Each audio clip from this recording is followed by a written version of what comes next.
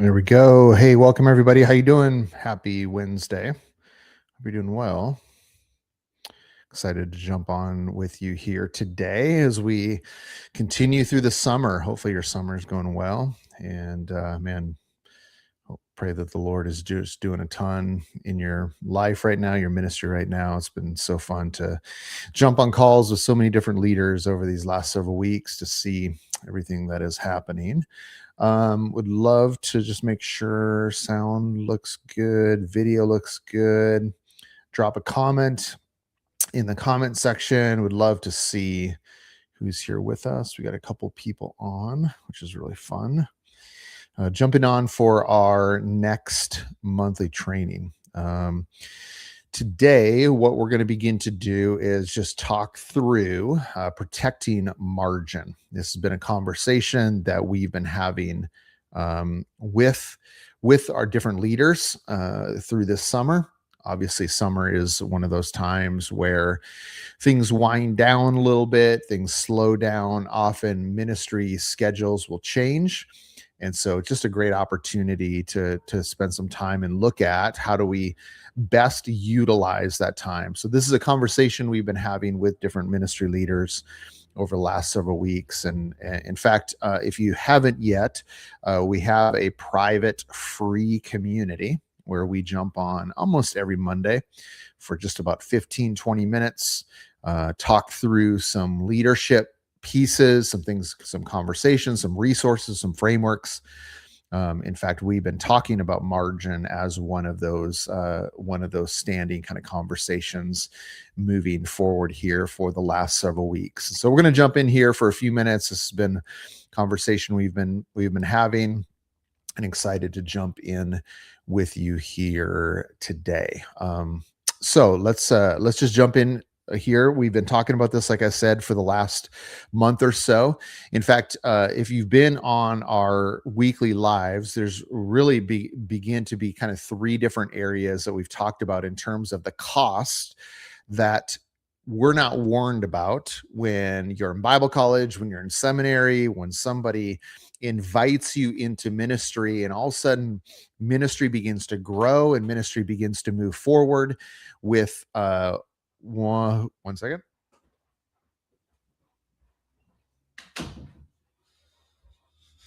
Dog is jumping in there. So you think about, like, as ministry begins to grow, you begin to move forward. Really, the costs that nobody really tells us about as your team is growing, as you're building, is some of the pressures that we can begin to feel, right? Some of those pressures can be like the relational increase. So your team's growing, ministry's growing, people are coming. You think about the relational load that begins to place on us as leaders. Or you think about communication, right? So like the communication overhead or the pastoral responsibility, as you begin to think about just the weight of caring for people, discipling people. And so we've been talking about some of these pieces over the last few weeks in kind of this growing team theme, right? But one of the things that we recognize in it is that can create some pressure for us as ministry leaders. Now, here's what I want to remind us before we jump into the content today. Would encourage you, if you have a notebook, some notes, to jot down a few things. We're going to do a couple reflection points. I'm going to give you a framework that you can actually use. But here's the kind of the theological anchor that I wanted to start out with today.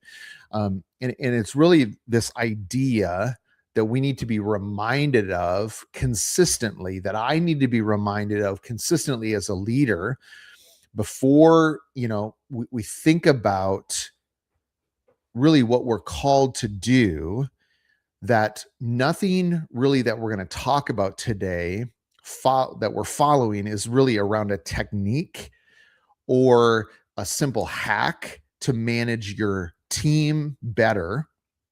But it's really the fact that we need to be reminded of whose we are and how we're already seen, right? That we're already loved, that margin flows, that space and rhythms, healthy rhythms flow from not trying to push harder, right? Not trying to just simply earn it.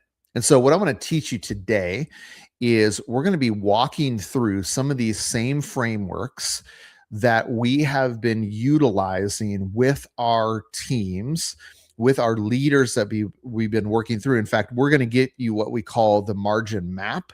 And this margin map is going to be 3 practical steps, moves that you can make to create space and rhythm in our lives to help us begin to move forward. And so when we think about just like some of those rhythms, how do we create some of that on a consistent way, not just some ministry hack that we want to jump into. Now, let me kind of introduce myself. Some of you may not know who I am. My name is Andy Abramson, and a little bit of background on me. So I actually been 13 years, I was on the front lines of ministry, 3 different churches. So a church in Portland, Oregon, church in Sacramento, California, and then in northern Minnesota. So for 13 years, I was on the front lines of ministry, doing youth ministry, college ministry, young adult ministry. But for the last 16 and a half years, we have created a space to walk alongside leaders just like you. In fact, we've had the opportunity to literally work with hundreds of leaders, influence thousands of leaders, and work with hundreds of churches over the last 16 and a half years. And so what we're going to do today is actually talk about some of the things that we talk through with these leaders that will help you begin to move forward. Now, here's the reminder for us. Okay, I want to kind of set some of the rules of what we're, some of the premises that we're walking into today. We want to try to give you value, right? So over the next maybe 30 minutes, 45 minutes or so, we want to give you some of the tools, the frameworks, the value that we work with leaders. There is absolutely, this is just a way to bless you, honor you, help you move forward as a leader. You may never officially work with us, right? You may never officially come in as an official church that we're connected to, but we want to add some value to what you're doing. Now, here's the thing. Most leaders, ourselves included, me included in this, is most of the leadership trainings that we sit on, maybe that you've sat in even some of the ones that we've done over these each month, they actually don't sometimes change how we lead, right? So information really never is the problem. We'll talk about this with leaders. We have the information, that the challenge is going to be application, right? Information is never the problem. It's never the thing that we don't have. What is really true is that what are we going to do with it? And here's I think the value of a space like this is that I get a vantage point of working with leaders all around the country. So we see patterns, we see what is going on inside of churches. We see some of the struggles that are going on. So I get a different seat, right? I get a different seat of perspective. And so everything that I'm talking with you about today is a chance to utilize some of the things that we're doing with the leaders that we're working through. Okay. So we talk about this idea of why it matters now. Most of us think that margin is a reward waiting on the other side of being healthy, right? Of a healthy team. But it's not. It's actually a consistent, faithful, growing practice. And we need to be reminded that as our ministries grow, as we head into growth seasons, we can be tricked into thinking that simply just getting through this season will actually give us the margin that we really need. And the reminder for us is just because that we're in a season of growth doesn't mean that when the season ends that we're going to have the ability or the consistency or the rhythms to begin to build margin into our ministries. Now, here's what I want to do is when we think about like, who's this for? I was thinking about like, what types of leaders is this space for, right? So for some of you, maybe you've built a team, you've created the leaders, and for some reason we've actually thought that because I have a team, I should have more space, right? Because I've gathered people around me, but for some reason even though I built the team I've wanted, I brought the leaders on I wanted, I still don't have the space to actually lean into the things that God is ultimately calling me to do. And so for some people, maybe that you can name here today the cost of growing a ministry, but you haven't done a great job of protecting it, right? Protecting your time, protecting your family, protecting your energy, your emotions. So how do we begin to protect that? And here's what I would say is that when you're think about protecting margin, protecting space in our lives and our ministries, sometimes we think that if we do that, it means that we actually don't care about the mission, or we care about the mission less than we ought to. And so what I want to do today is talk to you for just a couple minutes around some moves. Now, I was thinking about like my own personal example of this. Even the ways in which I've learned this the hard way. I remember as I was putting together the content for this week, I was thinking about one of my ministry positions in California. Man, it was just an incredible, like busy season of ministry for me. I had 3 young kids. We had twins right out of the gate. I remember Macy came 2 years later. So I had 3 kids that were 3 or under, right? So life was busy, ministry was busy. I was running a college ministry, a high school ministry, a middle school ministry. And on top of that, I was running a Sunday night service for the community. And so I remember just like how busy my calendar was packed. I think about I was running just 1,000 miles an hour. I remember some days just like scheduling out from morning until evening, right? My calendar. And when you would look on the outside of my ministry, my leadership, you probably would have been convinced of like, that's what faithfulness looked like. Hardworking leader, doing what God was calling him to do. But there was, interestingly enough, something that was happening internally underneath all of that, right? I was tired, but not in a good way. Tired, and really what that forced me to do was be asking some internal questions while I was doing a lot. Was I really making a difference? And the turning point for me was not a big moment. In fact, it's been a progression over several years. It was not like a big moment, but it was a decision that I had to make as a leader to stop being purely reactive and to start building real space, real margin, to create space for reflection, time to think, and not just react. In fact, several weeks ago, we had a bunch of leaders here in Austin, Texas, where I'm located. And one of our leaders just said, like, it's been so good. Every quarter we come together, and it just kind of creates a space of prayer together, conversation. And he said, one of the things I'm consistently reminded about how I just need space to step back, to think, to reflect, to pray. Right? The challenge, though, for us, for me, is in those moments we can feel guilty.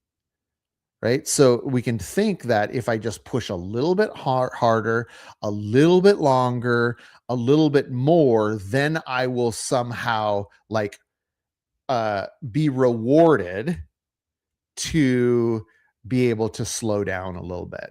Here's what we're going to cover today. Here's what we're going to learn. We're going to spend some time. We're going to look at what's a simple way to name the real cost before growth. So before we head into a new season, before it begins to put pressure and cost on us, our ministry, our families, that sometimes we can't get back that time, that energy, that focus, we want to simply name what the real cost is. But then we want to build some systems or some rhythms that will help protect the margin in each phase of growth. Right? So you're going to have different seasons of growth. How do you begin to think about that before, during, and as well after? And then what we want to do is build one thing into your calendar this month, not just really something to think about. So like I said, make sure, take a couple minutes, grab a pencil, an iPad. We're going to take a couple minutes and do some reflection even as we walk through some of the content here today. Okay, so 3 costs nobody told you about. One is, as your team was growing, there's probably, and I've been guilty of this, there's been moments where I've thought that if I can just build the right team, if I can just bring the right leaders, if I can just pull through the right season, just push through, like here was some of the things that I was not aware of in my early days of leadership. Number one is the relational load that it would take. As you begin to invite more leaders, and those leaders have more responsibility, we can somehow think that that should limit our relational load. But as we begin to build the teams God is actually calling us to build, it doesn't necessarily decrease the relational load. It actually will begin to increase the relational load, right? Secondly, I think about like the communication overhead.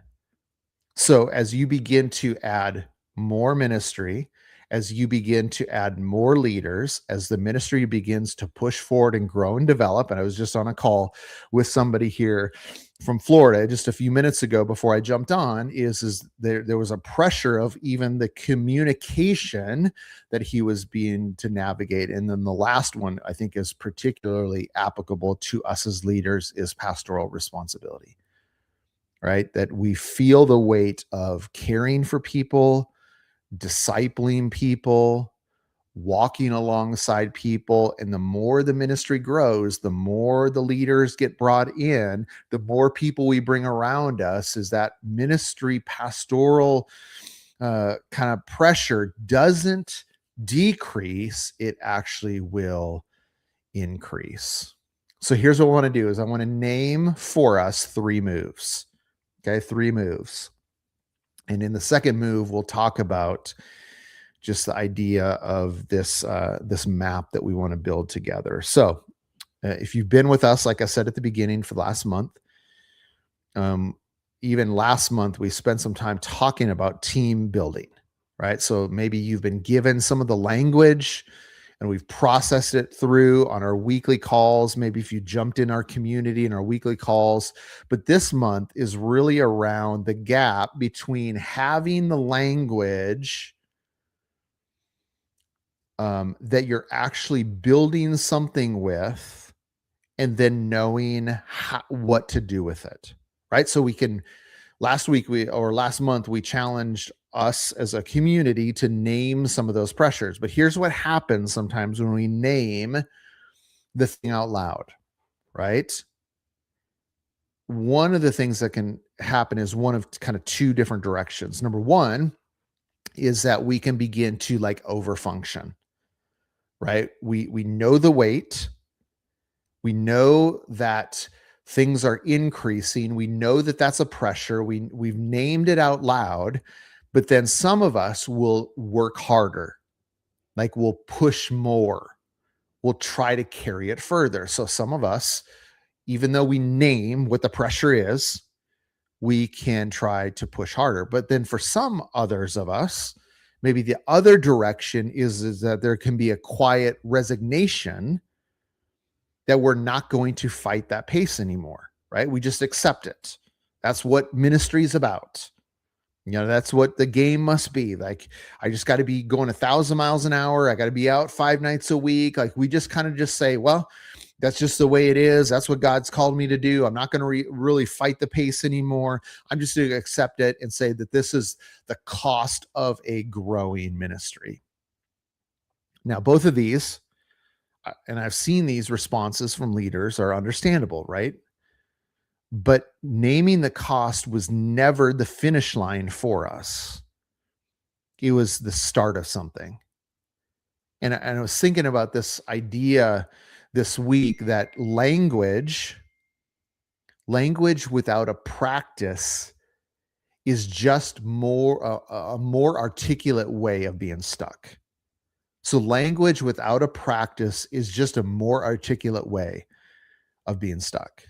I was on a call this week with, and it was actually last week. We're doing a cohort with a group of leaders, and it was a leader who was a first time college pastor, and he was sharing with me. In fact, I connected with him at a conference a little over a year ago. We had lost in connection. We hadn't had any calls. And finally we had kind of looped back around on a call, and he began to I remember that first conversation in Dallas a year ago. And he's walking into from a residency position, and he's walking into a first-time position. He is so excited about this church that him and his new wife were stepping into. It was our first ministry position. And he's like, I'm going to be college pastor. I'm so excited. Let's connect together. And we're on a call this week, and we're talking about that subtly the expectations had actually shifted. So he came in, he said, hey, we want you to do college ministry, but what we want you to do is maybe 15, 20% of your time, we want you to do outreach, and we want you to do connections. And so he agreed to this, and the church was growing, and what he said this word to me the other day. He said, Andy, it's like I have one arm tied behind my back for both ministries, and I'm trying to balance it. He said, I'm not Superman. So he knew exactly what the cost was, right? He could name that cost. But one of the things I was thinking through in this conversation was even though he could name it, that he hadn't built anything enough to be able to protect against it. So the gap is to move from naming it now to understanding how to carry it. So I want to give you just a practice. I actually want to give you 3 specific moves to think through. Okay, these 3 moves. We're going to call this the margin map. This is, if you've been on some of these weekly calls, we've kind of hinted at some of these pieces, but now we're going to put together not just where you are, but what do you do about it, right? What do you do about it as leader? So these 3 moves can turn from naming the cost into a practice, a framework that you can begin to build in your ministry and in your leadership. Okay, the margin map. Here's the 3 things. Number 1, as we talked about this for a few minutes, is that we need to name it out loud, right? And what I'd say is not just naming it privately to yourself, because that's one thing, but I'm saying name it out loud is what is kind of that pressure area that you're feeling to your team, to your spouse, to the other leaders, pastors around you, because that can be a different level of hard, right? Not only just to name it internally, but actually to name it externally. And so as we think about how you think about some of these pieces of what can get in the way of that, and this is where we have talked through with various leaders when they identify of okay, here's an unhealthy pattern, here's an unhealthy pressure that I'm feeling, here's what I'm doing about it. One of the things that we can think is, or maybe that is true, a reality for us, is maybe that we don't have anywhere safe to communicate that, right? So maybe for some of you, it's you don't have anybody safe, so it's actually easier not to say anything at all. Right? Maybe you've convinced yourself that you're moving too fast and that you can't just name it out loud, stop and admit it, because you have to keep moving. And here's the thing, when we think about building ministry, we don't need to prove that we can carry more, right? I did this early on. I remember being a young pastor in my 20s. There was part of me that wanted to prove to the people around me that I could carry it by myself. And naming the cost, what it begins to do is it's the realization that we can't do it on our own. Okay, so number 1 is that we need to name the cost. Number 2 is that we need to build it into a rhythm. I talked about this a couple weeks ago on a Monday.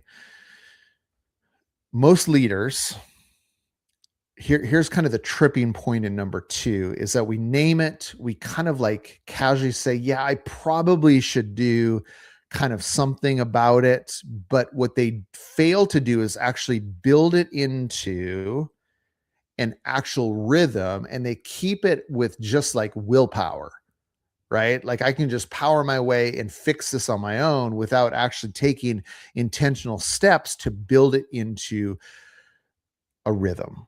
And here's the thing is willpower isn't going to survive the busy weeks, right? The trap is that the rhythms that we begin to think about and implement into our ministry often can be things that we quickly forget because the urgency of the week, the urgency of ministry begins to creep on us, and all of a sudden our team and our calendar and our pastors, they suddenly need more, but we haven't built in healthy rhythm. So what does it look like for us to build in rhythms in our ministry? What does a rhythm of margin begin to look like? I'll give you a couple examples of this. Is there needs to be some family rhythms. One of the conversations that we've had in our family right now is, in the midst of busy seasons of ministry, what are the family rhythms that we need to build in? Sometimes there needs to be office rhythms. I remember one of the hardest things for me in one of my pastoral positions was being able to have a healthy balance of, if I'm out the evening for a meeting, what are the contingencies for that? Right? Does that mean that I power through with a 16-hour day the next day? Or does that mean I come in later the next morning? Right? If I go in early in the morning, do I leave at a decent, like thinking about, like, even within the structures of our ministry, are we willing to put in some of those healthy rhythms? Are there rhythms where you are connecting with mentors, with leaders, with coaches on a consistent basis that creates, or is that margin just being swallowed up by the urgency of the week? And so we need to build in and commit to different rhythms in our ministry. And here's number 3, is that we need to protect it when it costs us. We need to protect it when it costs us. This has been, I think, about one leader, I won't say his name. He said that he became the de facto substitute teacher for his church, right? And we had a conversation, several conversations about this, about how he had to create some boundaries, and the people pleaser in him had a hard time saying no, right? So is the margin able to hold when the pressure begins to come, right? Or is it the kind of the urgency of the moment that will collapse that margin? And are we willing to protect it when it even means saying no to sometimes things that are good? Not obviously a bad ask, right? Great opportunities, probably legitimate ministry. Sometimes it might mean disappointing somebody, or somebody thinking that you're not as committed to the mission as you think it should be. Are we willing to hold the line in some of our commitments to create healthy boundaries and margin in our ministry? If protecting your margin never costs you anything, then you're not protecting your margin, right? There should be moments where it gets kind of pressed up against, and it's not easy to begin to say no to leaders or to ministry opportunities. I was on a call like 2 or 3 weeks ago, brand new position for one of the leaders. He was in Texas here. He ended up moving to a different state. Really excited about the ministry, but he felt this kind of pressure from leadership is to launch a midweek service. And he recognized that he was not in a spot with the rest of the expectations, with moving, with the first semester going into college ministry at this church, that he just kind of felt like that the leadership was pushing for kind of, let's just throw a regular weekly service on top of it. And he asked me straight up, he's like, where do I even start? I told him, if you can hold off the service, hold it off. Not because it's a bad idea, because building the service and building groups from scratch both take a lot of energy. And are you willing to hold the line on some of that stuff to say that's actually unhealthy margin, that I don't have the things in place, or am I going to just like allow, and so he was like, okay, how do I begin to position this around like honoring some of those people, but also helping them understand of what a healthy kind of rhythm looks like of a ministry that's able to sustain that. And so protecting that margin while we're building things sometimes never feels like the most responsible choice in the moment, right? It feels like that we're leaving something on the table. And it feels like that we're just avoiding opportunities, but what we're doing is actually creating healthy boundaries and rhythms in our lives and our ministry. So when you think about this margin, Matt, name it out loud. How do we name not just internally, but also externally? How do we build healthy rhythms and for our family, for our ministry, to make sure that we're have the space to say yes to the things that God wants us to say yes to, but then how do we kind of create some of those boundaries and be willing to protect that margin as we move forward? Okay, why this isn't a technique. Okay, I want to talk about like there's the kind of the strategy and the tactics of this. That rest doesn't have to be earned by simply managing people well. We need to be reminded that this place of rest flows from a union with Christ, from already being loved. That protecting our ministry, our family, our team's margin is actually an act of love for our team, for our leaders, for our family, of a place in which we are living from. Think about there's a gal who is a kind of second chair. I was talking to her last week, and she was brand new role. I've known her college pastor for a bunch of years now, and so he was really excited about hiring her. He asked me to jump on a call with her. She's associate women's ministry, walking with leaders in a ministry that's significantly pretty large size for college ministries around the country. Several hundreds of students that come every single week. And she told me on this call, like when Tuesday night, her college pastor was out. They just had a baby. She was in the room with just a couple interns looking around. And here's what she internally said. And then externally said to me, she said, I'm the only person in the room who's seen what these people actually need. Like that's the pressure that she was feeling. And what she began to describe was kind of that panic that set in of people walking in the door and never being known, never being challenged with anything, like her leaders not carrying the full weight. And here's what I had to remind her of. I said, you need to be reminded of that the Lord cares about these people more than you do.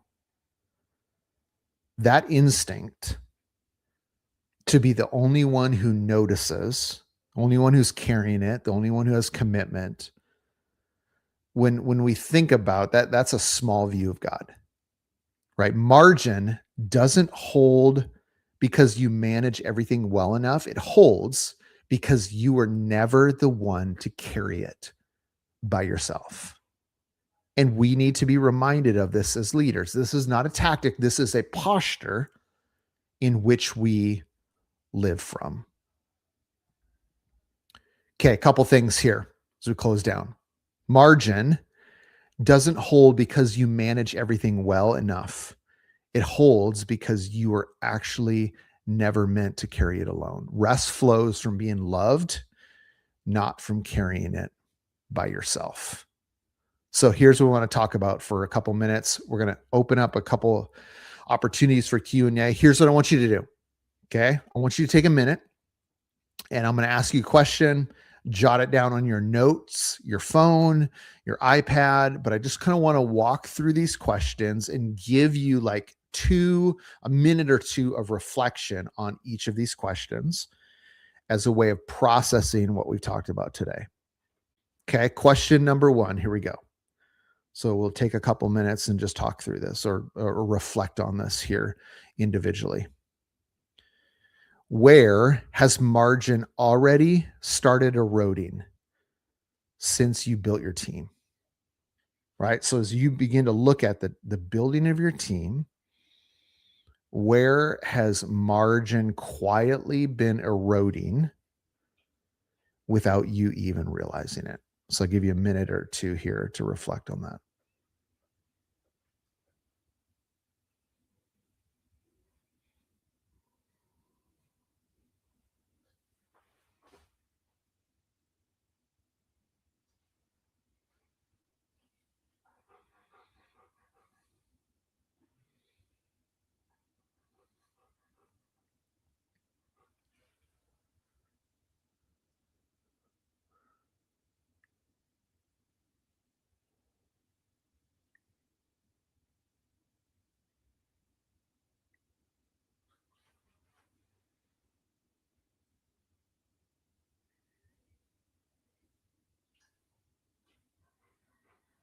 Okay, here's question number two.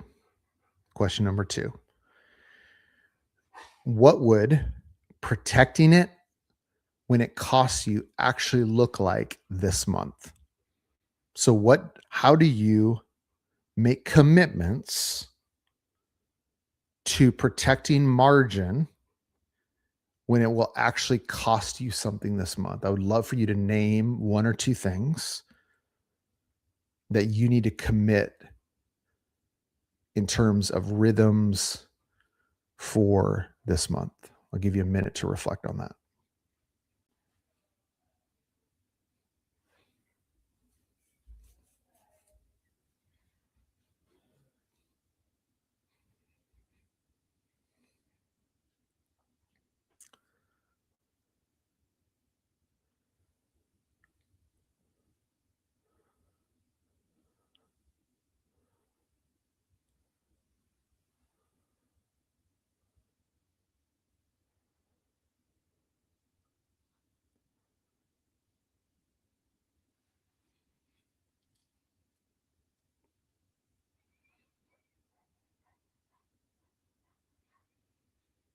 Okay, third question. Where have you been treating rest like something that you have to earn? Where in your life, your ministry, your family, have you been treating rest like something that you have to earn? Give you a minute to reflect on that.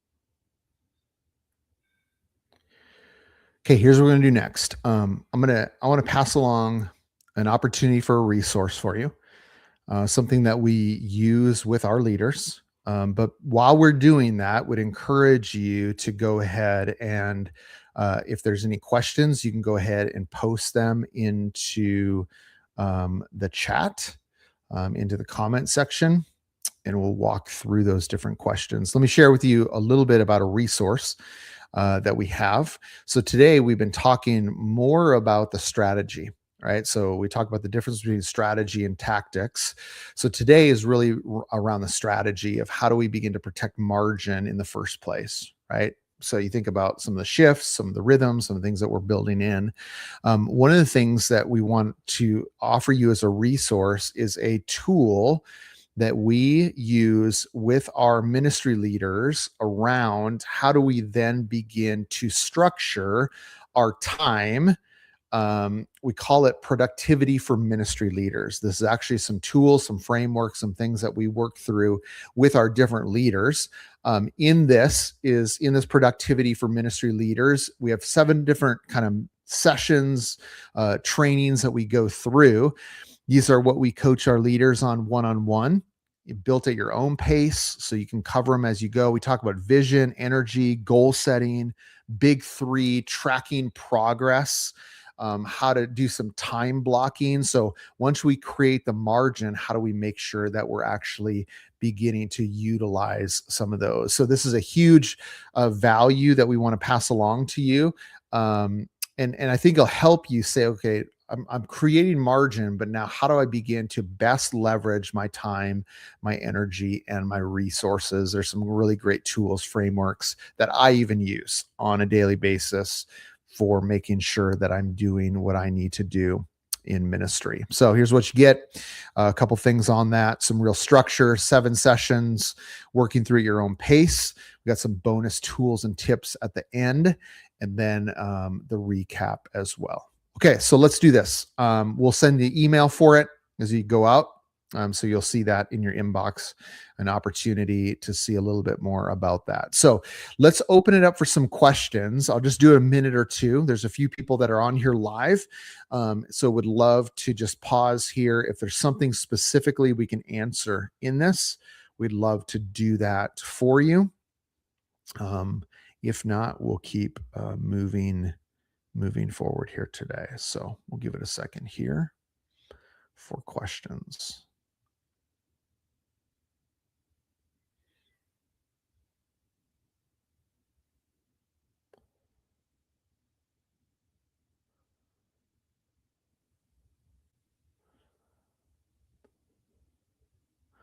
Okay, any questions here? Give it a second here.